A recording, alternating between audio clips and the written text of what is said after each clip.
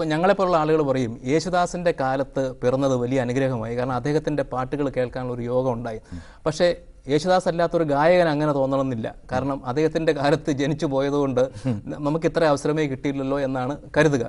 അപ്പോൾ താങ്കൾക്കും അങ്ങനെ തോന്നിയിട്ടുണ്ടാവില്ലേ? താങ്കളുടെ ജ്യേഷ്ഠൻ തന്നെ ഏറ്റവും നല്ല പാട്ടുകൾ യേശുദാസിന് കൊടുത്തപ്പോൾ അതിലൊരു പാട്ട് എനിക്ക് കിട്ടിയിരുന്നെങ്കിൽ എന്ന് ആഗ്രഹിച്ചിട്ടുണ്ടാവില്ലേ? ഞാൻ അങ്ങനെ ആഗ്രഹിച്ചിട്ടില്ല ജോണി, ഞാൻ അങ്ങനെ അത്യാഗ്രഹിയല്ല. കാരണം എന്ന് വെച്ച് കഴിഞ്ഞാൽ ചേട്ടന് എനിക്ക് പാടേണ്ടതും എനിക്ക് അനുയോജ്യമായിട്ടുള്ള ഗാനങ്ങൾ എനിക്ക് തന്നിട്ടുണ്ട്. അപ്പോൾ ഏതെങ്കിലും സമയത്ത് താങ്കളും യേശുദാസും തമ്മിൽ ഒരു തെറ്റിദ്ധാരണ ഉണ്ടായിരുന്നു? അപ്പോൾ യേശുദാസ് തന്നെ താങ്കളോട് അത്ര ഇഷ്ടമല്ലാത്ത രീതിയിൽ സംസാരിച്ചിട്ടുണ്ട് ചില സമയത്ത്. അപ്പോൾ താങ്കൾ ആ സമയത്ത് അദ്ദേഹത്തെക്കുറിച്ചും അങ്ങനെ ഒരു കാഴ്ചപ്പാടല്ലേ പുലർത്തിയിരുന്നത്? ഇല്ല, ഞാൻ ഇപ്പം ദാസേട്ടൻ എന്ന് പറഞ്ഞാൽ ദാസേട്ടൻ എന്നെപ്പറ്റി എന്ത് വിചാരിച്ചാലും എനിക്കൊരു പ്രശ്നമില്ല. കാരണം വേറൊന്നുമല്ല, ഞാൻ അദ്ദേഹത്തെ ഞാൻ ഒരു ദൈവ സ്ഥാനത്ത്, എൻ്റെ ചേട്ടൻ്റെ എം ജി രാധാകൃഷ്ണൻ്റെ സ്ഥാനത്ത് തന്നെയാണ് അദ്ദേഹത്തിനെ കാണുന്നത്. അദ്ദേഹം എന്നെ ഇനി കണ്ടിട്ട് മിണ്ടാതിരിക്കുകയോ അല്ലെങ്കിൽ അദ്ദേഹം ഞാൻ ചെയ്യുന്ന ഐഡിയാശാസ്ത്രങ്ങളിലുള്ള എൻ്റെ ജഡ്ജിമെൻറ്റ് മോശമാണെന്ന് പറയുമോ അതെന്ന് പറഞ്ഞാൽ എനിക്ക് യാതൊരു പ്രശ്നമില്ല. കാരണം അദ്ദേഹത്തിന് ഞാൻ കൊടുത്തിട്ടുള്ള സ്ഥാനം എന്നും ഒന്ന് തന്നെയാണ്, എൻ്റെ ജ്യേഷ്ഠ. ഒരുപക്ഷെ താങ്കൾ പറഞ്ഞ ഈ ഭാഗ്യമുണ്ടല്ലോ, ഭാഗ്യമോ ദൈവാനുഗ്രഹമോ എന്തു ആയിക്കോട്ടെ, താങ്കൾ പറഞ്ഞ ആ എക്സ് ഫാക്ടർ താങ്കളെയും പല കാര്യങ്ങളിലും തുണച്ചിട്ടുണ്ട് എന്ന് നമുക്ക് കാണാവുന്നതാണ്. ഇപ്പോൾ യേശുദാസും പ്രിയദർശനും തമ്മിൽ ഒരു അസ്വാരസ്യം ഉണ്ടായിരുന്നില്ലെങ്കിൽ ശ്രീകുമാറിന് ഇത്ര അവസരങ്ങൾ കിട്ടുമായിരുന്നു? അങ്ങനെ ചോദിച്ചു കഴിഞ്ഞാൽ കിട്ടാമായിരിക്കാം, കിട്ടില്ലായിരിക്കാം. പക്ഷേ ചെപ്പെന്നുള്ള സിനിമയിൽ ഇതുപോലെ ദാസേട്ടൻ പാടാൻ ചെല്ലുകയും ചെന്നപ്പോഴത്തേക്ക് പ്രിയദർശനെ അവിടെ നിന്ന് ഇറക്കി വിടുകയും ഞാൻ പാടിക്കൊള്ളാൻ ഡയറക്ടർ വെളിയിൽ പോകാൻ പറയുന്നതാണ് ഇതിൻ്റെ ഒരു തുടക്കം. പക്ഷേ അതിന് മുമ്പേ ഞാൻ പ്രിയൻ്റെ പൂച്ചയ്ക്കൊരു മൂക്കുത്തിയിലൊക്കെ പാടിയിരുന്നു. പൂച്ചയ്ക്കൊരു മൂക്കുത്തി അതുപോലെ തന്നെ പല സിനിമകളിലും പാടിയിരുന്നു.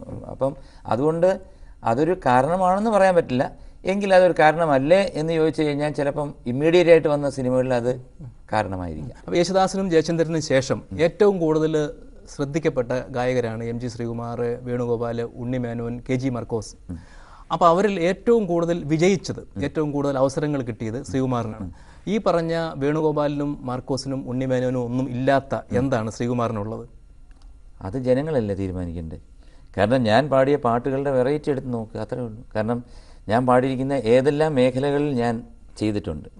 അതായത് ഒരു സ്വാമിനാഥ പരിപാലയ, നഗമോ, അതുപോലത്തെ കീർത്തനങ്ങൾ, അതായത് വളരെ കോംപ്ലിക്കേറ്റഡ് ആയിട്ടുള്ള കീർത്തനങ്ങൾ, നാദരൂപിണി പോലുള്ള ഗാനങ്ങൾ, വളരെ കഷ്ടപ്പാട് പാടേണ്ട ക്ലാസിക്കൽ ടൈപ്പ് സോങ്സ്, ആതിരവരവായി അതുപോലത്തെ സെമി ക്ലാസിക്കൽ സോങ്സിൻ്റെ ഒരു നിര തന്നെ ഉണ്ട്. നീർപ്പളുങ്കുകൾ സൂര്യകിരീടം കണ്ണീർ പൂവിൻ, അത് പാടിയിട്ടില്ലേ? അങ്ങനത്തെ ആ കാറ്റഗറിയിലുള്ള എല്ലാം പാടുന്നുണ്ട്. പിന്നെ കറുത്ത പെണ്ണേ നിന്നെ കാണാഞ്ഞ്, അതുപോലത്തെ ഫോക്ക് സോങ്സ് എല്ലാം ഞാൻ പാടിയിട്ടുണ്ട്. പിന്നെ അതുപോലെ തന്നെ അടിപൊളി പാട്ടുകളാണെങ്കിൽ പറയേണ്ട കാര്യമില്ല.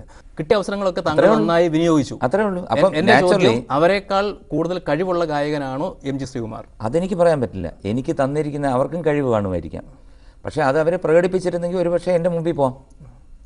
അത്രേ ഉള്ളൂ. അല്ലാതെ ഇപ്പം നമ്മളെ വിളിക്കുന്നത് എന്തുകൊണ്ടാണ്? ഇപ്പം എന്നെ ഒരു ഡയറക്ടർ വിളിക്കുന്നത്, അത് ഞാൻ പോയിട്ട് ഒരു ഡയറക്ടറിൻ്റെ കാല് പിടിച്ചിട്ടൊന്നുമില്ല. ഇപ്പം ശൂരം പടയുടെ ചെമ്പട കൊട്ടിക്കോലം തുള്ളും താളം, ഇത് ഈ പറഞ്ഞ ബാക്കിയുള്ള പാട്ടുകാർ പാടിയ എങ്ങനെ ഇരിക്കും എന്നൊരു ഡയറക്ടർ ആലോചിച്ചാണ്. അല്ല, അപ്പോൾ അതുകൊണ്ടായിരിക്കും എന്നെ വിളിച്ചത്. കാലഘട്ടത്തിൻ്റെ ചില പാട്ടുകൾ താങ്കൾക്ക് ഗുണകരമായി വന്നു എന്നത് ശരിയാണ്. പക്ഷേ എങ്കിലും നമ്മൾ മൊത്തം സംഭാവനയെ വിലയിരുത്തുമ്പോൾ താങ്കൾക്ക് കിട്ടേണ്ട അത്രയും ഹിറ്റ് ഗാനങ്ങൾ താങ്കൾക്ക് കിട്ടിയിട്ടുണ്ടോ? I am happy with it. ഞാൻ എപ്പോഴും ഞാൻ പറയട്ടെ, എനിക്ക് ഉള്ളത് കൊണ്ട് ഓണം പോലെ, അല്ലാതെ നമ്മൾ കൂടുതലൊന്നും, അതായത് വേണുഗോപാലിന് താങ്കളെക്കാളും വളരെ കുറച്ച് അവസരങ്ങളെ കിട്ടിയിട്ടുള്ളൂ. പക്ഷെ വേണുഗോപാലിന്റെ കുറെ പാട്ടുകൾ അല്ലെ ഹിറ്റ് ചാർട്ടിലുള്ളവയാണ്. അപ്പോൾ അത് വെച്ച് താങ്കൾ കിട്ടിയ അവസരങ്ങൾ വെച്ച് നോക്കുകയാണെങ്കിൽ ഇതിൽ കൂടുതൽ നല്ല പാട്ടുകൾ തീർച്ചയായിട്ടും താങ്കൾക്ക് കിട്ടേണ്ടതായിരുന്നു. ഇല്ല, ഞാൻ അങ്ങനെ വിചാരിക്കുന്നില്ല ജോണി. കാരണം ഇതിപ്പം ഇതെല്ലാം തലയിലെഴുത്താണ്. അതായത് നമ്മൾ പോയിട്ട് ഈ പാട്ട് ഒരാൾക്ക് കൊടുക്കരുതേ എന്ന് പറഞ്ഞു കഴിഞ്ഞാൽ കേൾക്കുന്ന ഒരു വിഭാഗം ഇവിടെ ഇല്ല. എനിക്കിത് തരണേ എന്ന് പറഞ്ഞു കഴിഞ്ഞാൽ തരുന്ന വിഭാഗമില്ല. അപ്പോൾ ഒരു ഫാസ്റ്റ്, പണ്ടത്തെ ഒരു ഒരു സ്ട്രാറ്റജി പറയാം. പണ്ടുണ്ടായിരുന്നെന്ന് പറഞ്ഞാൽ നല്ലൊരു മെലഡി വരികയാണ്, മധുരം ജീവാമൃത ബിന്ദു ചെങ്കോൽ എഴുതി ദാസേട്ടൻ, മനസ്സിലായോ? കസ്തൂരി എൻ്റെ കസ്തൂരി അഴകിൻ ശിങ്കാരി എഴുതി എം ജി ശ്രീകുമാർ. പിന്നെ വേറെ എന്തെങ്കിലും തരനാനേന താനി എന്നൊരു പാട്ടുണ്ടെങ്കിൽ എഴുതി ചിത്ര. അപ്പോൾ 4 പാട്ട് എഴുതി മാറ്റിക്കഴിഞ്ഞാൽ ഈ 400 പാട്ടുകാരന്മാർക്ക് എന്ത് ചെയ്യാൻ പറ്റും? ഏതാണ്ട് ഒരേ കാലത്ത് വന്ന് പേരെടുത്ത ഗായകർ എന്ന നിലയിൽ താങ്കളും വേണുഗോപാലും തമ്മിൽ ആരോഗ്യകരമായ ഒരു മത്സരം ഉണ്ടാവേണ്ടതായിരുന്നു. അല്ല, അത് ഉണ്ടായിരിക്കാം. പക്ഷേ എന്തുകൊണ്ടാണ് ആ ഒരു വ്യക്തിബന്ധം നിങ്ങൾ തമ്മിൽ ഇല്ലാതെ പോയത്? ഞാനൊരു സത്യം പറയട്ടെ, നേരെ ചൊവ്വയിൽ ഞാൻ വളരെ സത്യമായിട്ട് പറഞ്ഞു. ഞാൻ വേണുഗോപാലിൻ്റെ പാട്ടൊന്നും ഞാൻ തട്ടിയെടുത്തിട്ടില്ല. എനിക്ക് അതിനുള്ള നേരവും ഇല്ല. ഇപ്പോൾ അദ്ദേഹം പറയുകയാണ്, എനിക്ക് ഓർമ്മയില്ല ഏതോ ഒരു പാട്ട് പുള്ളിയുടെ ഞാൻ തട്ടിയെടുത്തു എന്ന്. ഈ എങ്ങനെയാണ് എനിക്ക് മനസ്സിലാകാത്തൊരു കാര്യമാണ്. ഞാൻ അവിടെ പോയിട്ട് അവരുടെ അടുത്ത് പറയുമോ അത് ഇന്നാർക്ക് കൊടുക്കരുത്, എനിക്ക് തരണം, അങ്ങനെ പറഞ്ഞ ഉടനെ കേൾക്കുന്ന പിന്നെ ഒരു സംവിധായകരാണ് ഇവിടെ ഉള്ളത്, നമ്മുടെ പ്രശസ്തരായ സംവിധായകർ. അങ്ങനെയൊന്നുമല്ല.